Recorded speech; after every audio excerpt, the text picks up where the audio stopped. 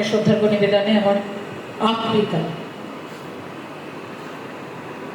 উদ্ভ্রান্ত সেই আদিম যুগে স্রষ্টা যখন নিজের প্রতি অসন্তোষী নতুন সৃষ্টিকে বারবার করছিলেন বিধ্বস্ত, আর সেই অধৈর্যে ঘন ঘন মাথা নাড়ার দিনে রুদ্র সমুদ্রের বাহু প্রাচীর ধরিত্রীর বুকের থেকে ছিনিয়ে নিয়ে গেল তোমাকে। আফ্রিকা বাঁধলে তোমাকে বনস্পতির নিবিড় পাহাড়ায় অন্তঃপুরে, সেখানে নিভৃত অবকাশে তুমি সংগ্রহ করছিলে দুর্গমের রহস্য, চিনছিলে জল স্থল আকাশের দুর্বোধ সংকেত। প্রকৃতির দৃষ্টি অতীতে জাদু মুদ্র জোগাচ্ছিল তোমার চেতনাতীত মনে। বিদ্রুপ করছিলে ভীষণকে বিরূপের ছদ্মবেশে, সংখ্যাকে চাচ্ছিলে হার মারাতে, আপনাকে উগ্র করে বিভীষিকার প্রচন্ড মহিমায় তাণ্ডবে দুন্ধবিনী নাদে। ছায়াবৃতা কালো ঘুমটার নিচে অপরিচিত ছিল তোমার মানব রূপ উপেক্ষার আবির দৃষ্টিতে।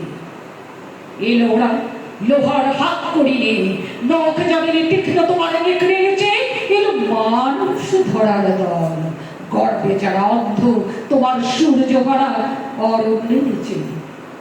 সভ্যে বর্বর লোক নগ্ন করল আপনের নির্লজ্জ অমানুষতা। তোমার ভাষা ক্রন্দনে বাষ্পকুল অরণ্য পথে পঙ্কিল হল ধুলি তোমার রক্তে অশ্রুতে মিশে। দস্যু পায়ের কাঁটা মারা জুতোর তলায় বিভৎস কাদার পিণ্ড চিহ্ন দিয়ে গেল তোমার অপমানিত ইতিহাসে।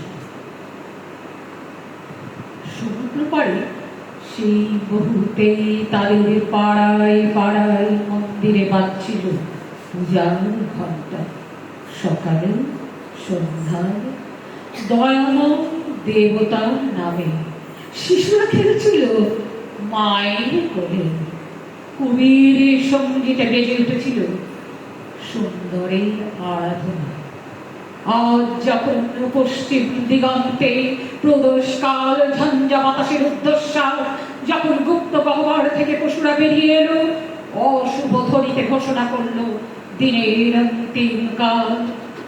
এসো যুগান্তরে কবি আসন্ন সন্ধ্যার শেষ রশ্মিপাতে দাঁড়াও এই মানহার মানবীর দ্বারে।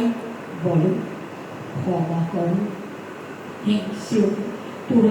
হিংস্র প্রলাপের মধ্যে সেই হোক তোমার সভ্যতার শেষ পুণ্যবাণী। নমস্কার।